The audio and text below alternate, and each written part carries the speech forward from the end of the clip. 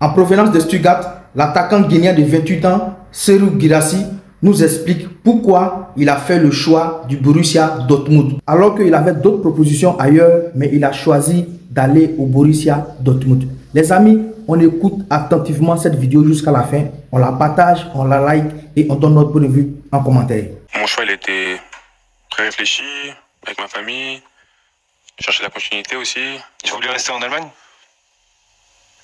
S'il n'y avait pas Dortmund, j'aurais dû quitter le championnat. Dans un peu parce que Bayern avec Kane, ça reste un peu compliqué. Kane. Après Dortmund, ça reste le deuxième plus gros club d'Allemagne. Donc ouais, c'est la continuité et Dortmund, c'est le choix parfait. Pour Stuttgart, je suis très reconnaissant parce que en vrai, ça a été que des putains de moments. Mais après voilà, le chapitre Stuttgart, il est terminé dans le sens où après bien sûr qu'il y avait la LDC cette année, mais il est terminé parce que dans le sens où je me dis ça va être difficile de faire mieux. C'est comme une clause libératoire qui était plutôt sympathique, plutôt attrayante, 17,5 millions d'euros pour un attaquant qui met 28 buts, c'est cadeau. Hein. Pour un numéro 9, quand tu vois le marché des neufs, les prix auxquels sont partis les numéros 9 l'été dernier, on est sur du 2, 3, 4 fois plus. Colomboigny 90, Højlund ça 80. C'était 80, ouais. Après c'est pas le même âge aussi Højlund, mais tu te dis quoi, il y avait une vraie opportunité à saisir pour certains clubs. Est-ce que le Borussia Dortmund est venu tout de suite? Est-ce que ça a été ton premier choix? Est-ce que tu as eu d'autres discussions potentielles?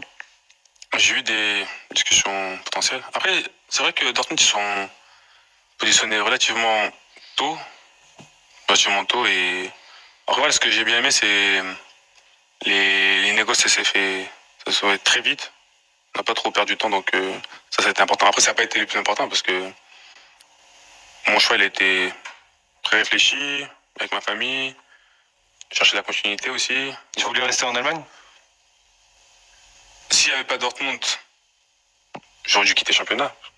Dans un peu parce que Bayern avec Kane, ça reste un peu compliqué. Kane. Après Dortmund, ça reste le deuxième plus gros club d'Allemagne.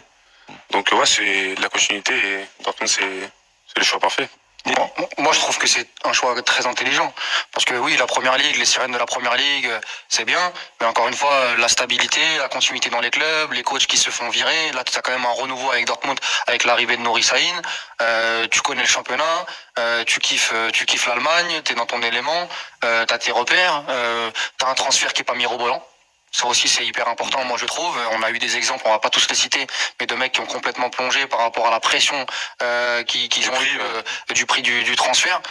Moi, je trouve quand même que sur le papier, après, je sais pas ce qui va se passer, hein, mais c'est quand même le choix le plus réfléchi et le plus cohérent, surtout, je trouve. T'as parlé avec le coach, Nuri Sahin, justement, on connaît moins, nous, on connaît ça va être sa première expérience dans les 5 grands championnats en tant que numéro 1. Mais comme Terzic, c'était sa première expérience aussi. Hein. Aussi. Tu l'as parlé pour qu'il t'explique à peu près comment il veut te faire jouer, dans quel système. Après, honnêtement, si. Je vais le faire jouer 6, apparemment.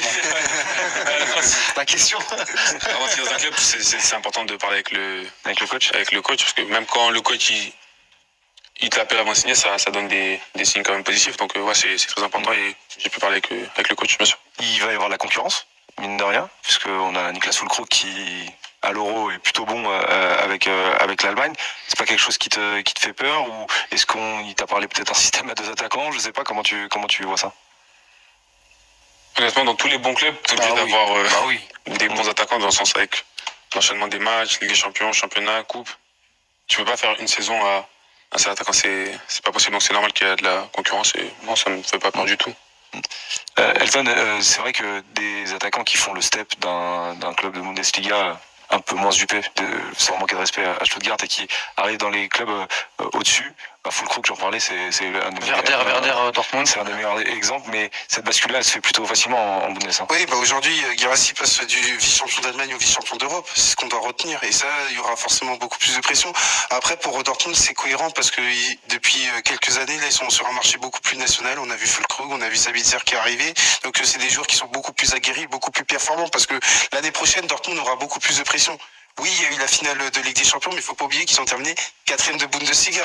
5e de Bundesliga, même. 30 points du Bayern. Ouais, à 30 points du Bayern. Donc par rapport à ça, Dortmund, il vient de l'expliquer, c'est quand même le 2e plus gros club du championnat allemand. Et par rapport à ça, ils doivent être beaucoup plus performants. Et là, avoir quand même le 2e meilleur buteur de Bundesliga, franchement, sur le marché des neufs, qui est quand même un marché très difficile parce que les prix peuvent s'envoler, c'est quand même une superbe Moi, je acquisition. trouve que c'est un deal gagnant-gagnant. Ah bah bien sûr. Clairement. Toi, ça t'intéressait, ça aussi, ce challenge-là, de te dire, c'est un grand club, c'est, tu le dis, le deuxième meilleur club d'Allemagne, mais qui sort pas forcément d'une saison, même s'il y a finale de Ligue des Champions, qui sort pas forcément C'est quand même fou. c'est fou de dire ça, je sais, hein, mais qui sort pas d'une saison hyper glorifiante, notamment d'un point de vue national, à pouvoir arriver dans ce club-là et faire ce challenge-là, ça t'intéressait? Bien sûr, après, comme j'ai dit, bien sûr qu'ils n'ont pas fait la saison qu'ils auraient aimé faire. Moi, j'ai joué 3 fois contre eux cette année, on a gagné 3 fois. Mais ça ne veut pas dire que Dortmund, ça reste un mauvais club. Dortmund, ça reste Dortmund, et même s'ils ont terminé 5e, ça reste le deuxième plus gros club d'Allemagne, et c'était un choix complètement logique pour moi. En plus, tu vas retrouver un gros public, un énorme stade. Je pense que tu t'es éclaté à Stuttgart, tu vas continuer de t'éclater. Hein. En vrai, c'est de la continuité parfaite, en fait. On attend la première célébration face au mur jaune. On sera là, hein, samedi 15h30. Je crois qu'il a aussi des repères là-bas. Tu dis que Stuttgart a gagné 3 fois, mais je crois que tu as marqué 3 fois sur les 3 matchs. Ouais, c'est ça, j'ai marqué 3 fois sur les 3 matchs. Ouais. La ferveur, quand tu es adversaire de Dortmund et que tu arrives dans ce stade-là et que tu vois ce mur jaune-là, ça joue après, quand tu explores tes possibilités, et ça rentre en compte cette ferveur-là? Déjà, quand t'es adversaire et tu joues dans un stade bouillant, moi j'en ai fait l'expérience cette année, ça a été très compliqué de jouer là-bas, parce que leur public il pousse pendant 90 minutes et limite ça donne un coup de pouce vraiment énorme à la performance. Exactement, à la performance, et c'est un coup de pouce pour tout le monde, et jouer chaque 2 semaines devant un public comme ça, ça fait rêver, quoi. La trajectoire de carrière, quand même, elle est sympa, non? Non, parce que on prend un peu de recul. Il y a 30-40 minutes, on parlait d'Amiens, on parlait de Laval. La licence, c'est bien. Non, mais avec tout le respect que j'ai pour tous les clubs, etc. La licence, c'est un beau stade. Moi, je te dis qu'à 28 ans, te voir à Dortmund, il y a 4-5 ans, je mets pas une grosse pièce dessus. Grosse pièce dessus. Il faut être honnête. Et là, te voir aujourd'hui à 28 ans au Borussia Dortmund, c'est beau quand même. C'est en termes de mentalité. Faut rien lâcher, hein. Non, mais c'est inspirant pour les jeunes joueurs. Hein. Tu vois, il y en a qui prennent l'ascenseur, d'autres prennent l'escalier. Moi, je trouve que c'est un bel exemple. Hein. Bien sûr. Ouais, comme j'ai dit, il n'y a pas d'échec, t'apprends toujours, et aujourd'hui je suis à Dortmund et c'est là que je dois être, quoi. T'es content quand même, parce que je vois que tu... Bien sûr, je suis très content, mais... Comme je dis, moi, c'est focus. Non, mais attends, il sait qu'il y a beaucoup de travail là. Il sait que la patate arrive sur la pression, etc.